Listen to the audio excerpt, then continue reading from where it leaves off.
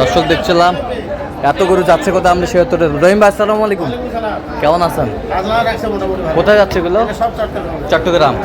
আচ্ছা, এটা কত হয়েছে? এটা হচ্ছে 52। এই পাশেরটা 65, এ পাশেরটা এ পাশেরটা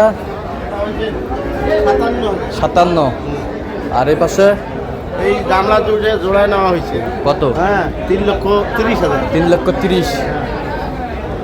3,30,000। ওই দুটো জোড়া নেওয়া হয়েছে।